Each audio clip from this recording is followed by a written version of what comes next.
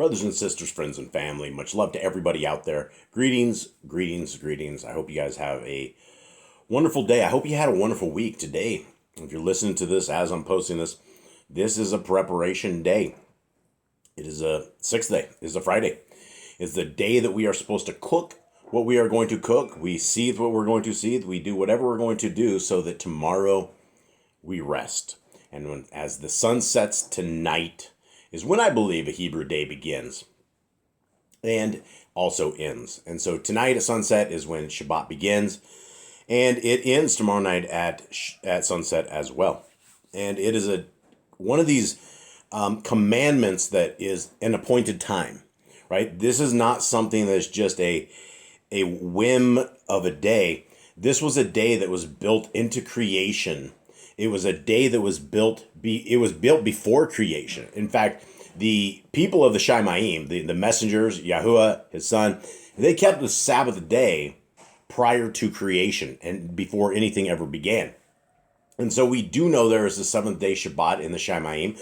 We know that it is an appointed time that our Creator has said, come before me and let us rest. Let us as a people not do any kind of servile work. We're not supposed to sell anything. We're not supposed to buy anything. We're not supposed to do any of that, which is why Yah Scriptures is only available 6 days a week.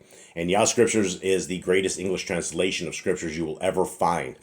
You'll find it at yahscriptures.com, and it's YAH and then scriptures.com, just like you see right there. And every version of it is free, guys. Every single version that we have that is available that we can give away free is absolutely free. And this is the hard copy. And this hard copy is available, and it is limited. Guys, it is a limited edition. We hope that the Creator of the universe allows this to go on and this prison ministry to go forward. But it all depends upon, how these first scriptures go out. And so there is a very good chance that this could only be a one-time print, which means there's way under 2,000 right now, and they are dwindling day after day. And so if you guys are looking for a hard copy of a book that's not anywhere out there, you cannot find a book like this. The grifters, the criminal enterprise knows how Yah Scriptures has a lesser quality, more errored version of it for around $400 plus shipping. And so people it's costing literally people $500 for a lesser quality, lower print. And this is a larger print, guys. This is a large print. This is for all of us that have struggled with our eyes, that struggle with what we can't see, or those of us who like to read forever. And it's better to read this big print than it is to have to squint and look at these little tiny things for hours and hours and hours. So this is the absolute best family study guide scriptures you will ever find anywhere, and it is limited, and it is available right here. And so if you guys would like to get it, it is available, and this is the back of the scriptures as well. Now, inside of this book is one of the greatest books I think have ever been written, and it is a story of I believe if we put this in the order of which it should be, then this would be like Matthew, Mark, Luke, John, Khalidi is what it would be. This would be the fifth book in the Besorah of the good news. Somehow it was pulled out of our scriptures. Somehow it was pulled out of the way forward. And so now it is back over here. And I got to find out where I was at right here. Right here. And so as we're reading through this, guys, these are what I believe are the words of our Messiah. Everything that I have been able to see in this, everything I've been able to read as I read it over and over and over, as we typed it up, as we put it into print, it matches everything in Torah. In fact, it gives us a better way forward. It helps us understand better how to walk the Torah life. And the Torah life, for those of us who just know Genesis, Exodus, Leviticus, Numbers, and Deuteronomy, can be kind of clear cut. It's a black and white road forward, and there's not a lot of there's no middle ground, right? We're either in Torah and we're obedient to the laws, statutes, and commandments, or we're not. But books like this give us a clear understanding of how somebody who walked with our Creator as his direct family in a direct presence in a different realm, it's the same rules and regulations that they have. This is the same Torah. The Torah was created before creation. All of this, all of the ways forward. And when you look at what the meaning of the Torah is, it literally means the way forward. And so this is this has been an incredible journey. The entire Yah Scriptures ministry, the entire exposing the Hallelujah Scriptures grifters, it was an incredible experience. And I will just say that our Creator will give as much to everybody as everybody is willing to take on. And there is a lot of people out there who need a lot of love. We have an incredible prison ministry that it wasn't, or I guess it is organic. It's as organic as it can possibly be, because I never ever called this a ministry. I never ever said it. Everyone's always saying, hey, how can we support your ministry? And I'm like, we don't really have a ministry. But I guess there's no other word for it other than taking care of the brothers and sisters in chains. And we are working very hard and very diligently. And now there is groups of us, guys. There's multiple people that have taken on brothers and sisters in Texas death row. People that I have begun getting scriptures to, people that I've been throwing water on, the seeds that are in the soil, pushing and prodding and trying to get them on their knees. And now we have brothers and sisters that are grabbing a hold of these guys that I've already gotten scriptures into by the hand of our Creator, and now they're working with them, guys. And so this ministry is absolutely taking off. It is something that I can't thank you guys enough for everybody who is volunteering to help with the brothers and sisters in chains. There is always sisters and there are always brothers in chains for any one of you guys who want to share a little bit of life, share a little bit of love, a little bit of scriptures. We're looking for Torah keepers, right? I'm not looking for those who are in, unfortunately, pagan cults. And I'm not looking for those who are going to harm these brothers and sisters more than how they've already been harmed. Because they're already in these things called faith-based programs where it's the same old Christian rhetoric. And so they're taking these guys who are literally going to have a day on death row at some point, that they're going to get lethally injected and killed after living in solitary confinement for sometimes decades and decades. There's a lot of fish to be fished in here, and there's a tremendous amount of interesting stories. There is not a day that goes by right now that I'm not blessed by some kind of wisdom or some kind of an incredible speak that I get out of my brothers in chains. And right now I got about 34 brothers and sisters in Texas death row alone. That's just in Texas death row. And so we have still all our other people that are in regular prison that are doing regular time and aren't condemned to complete death. And so if you guys would like to be a part of that, please email me, jboss008@gmail.com, and I will figure out the best way for you guys to get this going. And to those who are already writing to our brothers and sisters in chains, much love to you. I pray it goes as jewels in the kingdom to come for the willingness to reach out and give a little bit of yourself to people who have literally no hope, no sunshine, no dreams, no aspirations. There's nothing. It's a very, very horrible existence in death row and in the prison system. So, guys, here we go. Let's continue on and let's begin. Now, this entire chapter 9 has been about those who our Messiah accepts and those who he rejects.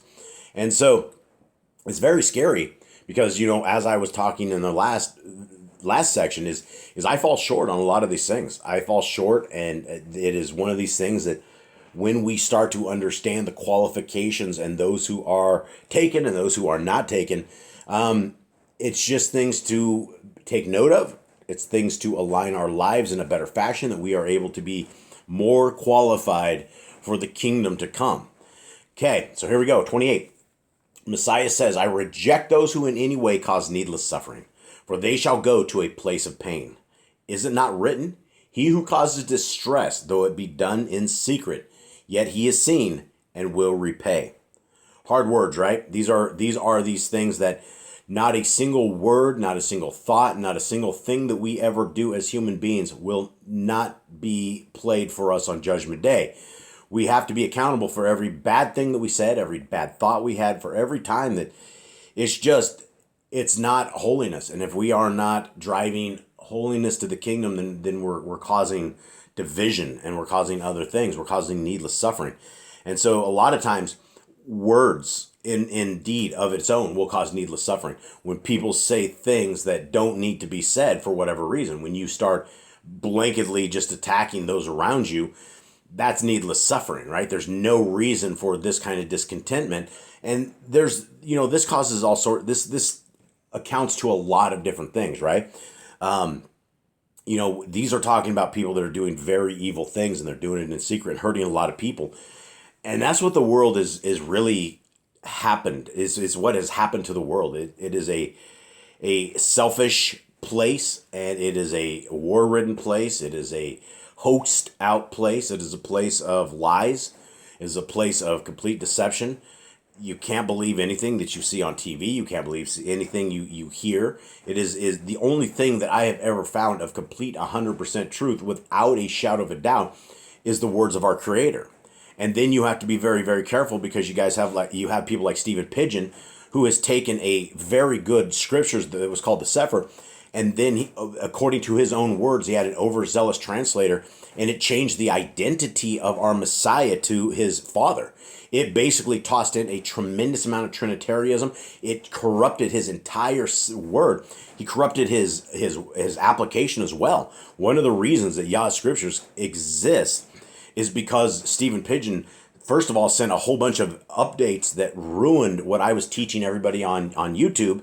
And then I had no other option except to expose the translation that's corrupted. And you don't want a translation that is corrupted. You want as pure of a translation as you can find, which I truly believe Yah Scriptures is the greatest English translation of the Scriptures and Apocrypha that has been put forth with the kind of love that it is. And I know it's hard to fathom what exactly that means, but it is a little family with sometimes 3 of us, sometimes 4 of us, for 8 to 10 hours a day for over a year, where we sat meticulously, went through this line by line, over and over and over. Literally, we would read it with things like repay, quote, question mark, quotes, and there were 2 of us reading one copy and one of us reading the main copy, and there were a lot of quotes, a lot of things that the older versions, when they ran through it, nobody ever sat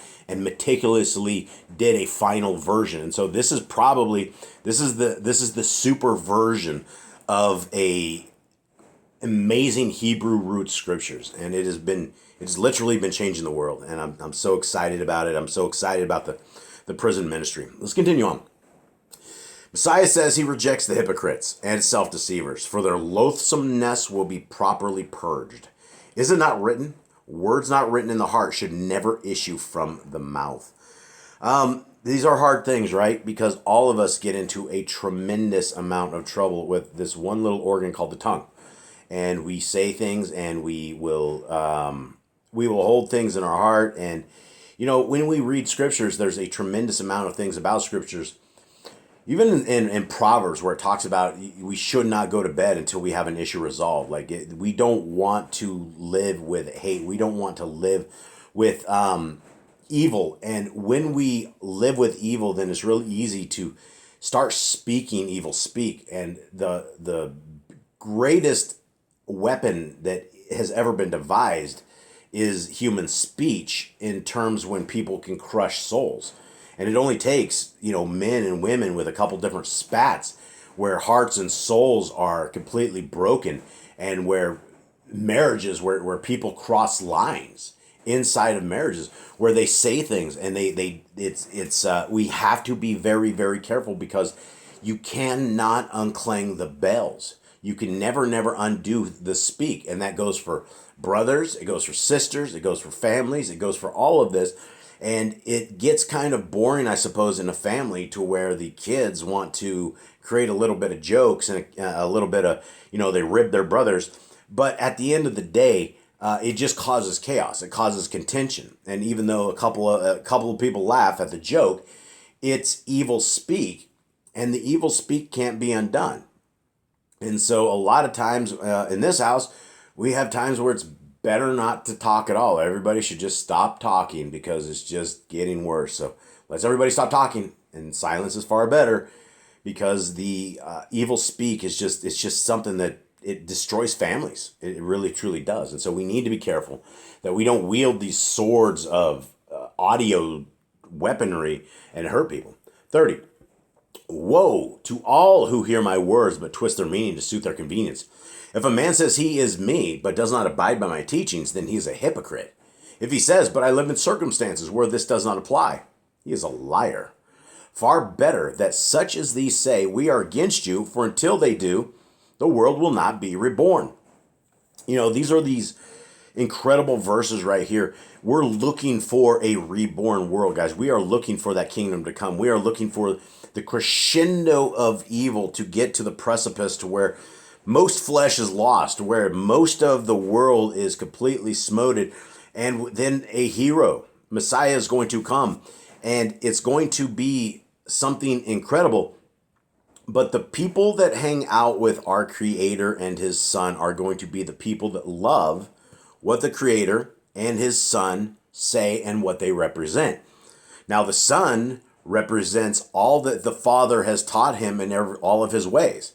That is why the Son is the Word made flesh. Literally, we had the incarnate Son of the Most High come before us and give us an example that not only could the Torah be run by men, that we can keep the Torah, that is not too hard, instead it's not a burden, that it's something that's absolutely light, and it's something that comes with blessings. The blessings of Deuteronomy 28 are the way you have half the chapter of blessings for keeping the Torah, or the entire half the chapter are curses for those who don't want to keep it.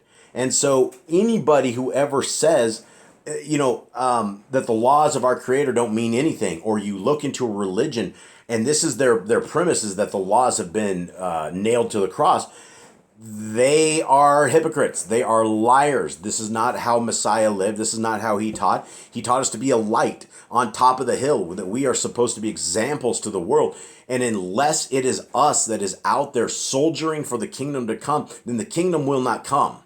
The kingdom will come when man is ready for it, and that's us doing our jobs and seeking those who we can seek and fishing for men, bringing forth the fruit of the kingdom. And this is why this prison ministry is so incredible, is because if you're looking for a people who have done the most heinous evil things you can even speak of, and they've been locked away sometimes for 40 years without one single human being ever touching them, without a single hug, without a single piece of intimacy ever, and they never ever get out. Sometimes they get out of their cage one time a day, one time a week for 1 hour. Sometimes they get two. Back in the days, they used to get 3 or 4 for 1 hour, but they have staffing issues, and sometimes these guys never ever get out of the cage. A lot of these guys on death row have 0 windows. They have nothing. Guys, this is a different kind of world, and so when you're fishing for men in complete darkness, this is what Messiah is talking about. This is why Messiah, the greatest healer, the greatest physician, the greatest example that we ever have, went to the people, the tax collectors, the prostitutes. This is the people that He supported. These are the people He went with. He didn't support the crime, but He supported the people and showed them the way forward. And this is where we absolutely need to show people the way forward. And so we're looking for this reborn kingdom. But we need soldiers for this kingdom. We need farmers. We got to have farmers out there. 31. I bring light to the threshing floor of life, of Kai, where suffering and misfortune are the flails, tribulation, and distress, the winnowing fan, and the wisdom of Yahuwah, the winnowing shovel. Here the wheat is separated from the husk, the chaff is thrown out, and the good grains gathered up. Now, a lot of people have not seen a threshing floor. I grew up on a farm, and so I was this kid, 13, 14, driving big grain trucks down the back roads of these old things into the grain elevators, and these grain elevators would take this wheat, and we would take it. This is after we would combine it. This is after we would actually process it. So this entire winnowing floor has been put to the field. Instead of us having to have a winnowing floor, we have a combine. Now the combines of today will sit there and it will winnow this, and it will spit out the chaff, and it will just separate the grains. Back in these days, it didn't do that. This same process is there. When we deliver this seed to the granaries, it's the good seed. You don't see a lot of bad things in there. The combine completely takes out most everything. Sometimes you get a couple grasshoppers in there, but for the most part, the entire head of barley, of wheat, or whatever it is that you're growing is all smashed up, and it's separated. And where it goes, in the back of a combine, it spits right out the back. You have two options. You can either spin it around and spread it out, or you can dump it into a pile where they will come by and they will bale that up into straw bales. And so this is the same process that our Creator is going to have, right? There's a whole bunch of people where he's going to gather everybody together. He's going to crush them out. The people who are good, the good grains, are going to be gathered up, right? We're going to be sitting in the back of that grain truck on our way to the Shamayim, the closest we may have. And it's not going to be the Shamayim, right? It's going to be the grain truck to the second kingdom. We're going to be heading to where Messiah is, and there may be a couple of us in the grain truck on the second Exodus with a couple of messengers driving the grain truck. You never know how this is going to go, but we're never going to make it into the grain truck unless we are the people of our Creator. He is not looking for the rapture people eating pork, worshiping on the wrong day, not caring about the appointed times, not doing anything for the kingdom. He's not caring about any of that, right? If you think that sending missionaries to all these different countries and getting them all saved is some great thing, guys, you're damning these people to hell, right? You may get the Messiah and the point of the Messiah out, but you don't get all the rest of it, and why we actually need the Messiah to begin with, which is because we break the Torah, because we didn't know the Torah, and so we walk in sin until we know what the Torah is. So, guys, we got to be those good grains. We got to get gathered up. We don't want to be burned. We don't want to be hanging out with this. I talk about this a long time. Can you imagine? Imagine the world of Las Vegas, the dirtiest, grittiest, horriblest place that you can think of, and that being where we are stuck at for all eternity with the pits of hell. People like this, the people that absolutely don't love our Creator, and there's going to be a separation, right? We're never, ever going to have another chance to get back to our Creator. We're never going to have another chance to get back to the kingdom to come. We will be like the rich man stuck on the other side, wondering if we can just please go tell people this is the way forward. And we will be told that Moses told us, which is what he told all of us, right? We have Genesis through Deuteronomy, and that's our way. Now, Messiah continues on, and he says, sorry, guys, if I come to build a new Hayekel, temple, and if you say these are good teachings and take them to your heart, but tomorrow revile your neighbor and deceive your kinsman, you are an unstable brick. If the temple, Hayekel, be built with such material, surely it will collapse, and those within will perish. Is it not better if it were never built? If you say, but I am weak, then examine your defects and take the first step to stability. But examination is a waste of time unless leading to rectification. A lot of stuff, guys. This is probably one of these things that I don't want to get too far because I've already rambled it up right here. But let's talk about this, and let's end on this right here. So Messiah says he's coming to build a new temple, right? So if we say these teachings are good, which you have all of these so-called religions, right? You have all these religions, they all know the Jesus, but they don't know what the Jesus has. They don't know what Yahushua, they don't know that he comes representing and heralding the kingdom to come. The kingdom to come represents his Father, which represents the Torah, which represents all things that are good, which are righteous, which are holy, right? So when we hear these things, when we read scriptures and we know what to do, when we read the Torah, and then tomorrow we go and we start surfing pornography, right? Right? Because we just committed adultery. If you're married, you just made your wife an adulterer. If you're a woman and have done this, you made your husband an adulterer. You have crushed your heart. You have your eyes are the windows to the soul, right? So if you know that you're breaking a law, a very much law that's going to be on us till the end of time, and you don't do it, then Messiah says we're in a stable brick. So, and then Messiah continues on. He says, if the temple is built with such material, being a unstable brick, it's going to collapse. Now, what temple are we talking about? Well, we're talking about us as the temple, right? The entire purpose that when Messiah died and the curtain of the temple ripped from the bottom up, and it was a issuing on Pentecost to where the Ruach HaKodesh was basically instead of our Creator having to meet with us in a temple on between two cherubim wings, he is now meeting with us in us. There's the ability for us, if we want to exhibit righteousness, if we want to follow in the path of our Creator, if we want to do what our Creator, the greatest designer of anything that we could even imagine, has requested us to do. And not only requested it, but he says, I'm going to give you a set of messengers. I'm going to give you a protection. I am going to give you blessings. I'm going to make your house prosper. I'm going to make your life prosper. I'm going to walk with you. But I want you to walk with me. I want you to be as perfect as you can be. I want you to be clean of heart. And it's sometimes people will say, you can't do the Torah. You can't keep the Torah. That's the first thing the Christian religion has been programmed to say is nobody can keep the Torah. And at the end of the day, you're right. Nobody can keep what we didn't know. But when we know what we should be keeping, then we can absolutely keep it, right? When we go against the laws, statutes, and commandments of our Creator, not only should it afflict us, but man, it should haunt us. It is one of these things that once we know it, we can't let it go. And if we are willing to let it go, then we're an unstable brick. And if our bodies are the temple and our temple needs to have stable bricks and we're an unstable brick, then how do we ever expect that we're going to be catched up in that grain truck on the way to eternity? How are we ever thinking that we're going to be accepted into a set of society that has a rule set of righteousness, that loves their neighbor as themselves, that loves the laws, statutes, and commandments of our Creator more than anything? More than life is of itself. You love these laws, statutes, and commandments because not only do they spiritually guard you, they physically guard you. They guard everything about your life, and they will make your life good. But they won't if you don't know them. And if you don't keep them, if you don't care, then how will they ever bless your life? So guys, with that, I'm going to wish you guys a Shabbat Shalom for tomorrow. We go live at 11 o'clock. Guys, it is getting large there. So many of you guys are coming from a lot of different directions. It is on our main Yahuwah and the Torah YouTube channel. Guys, you can find us there. We're happy to see you. We're happy to chat. We're happy to gather.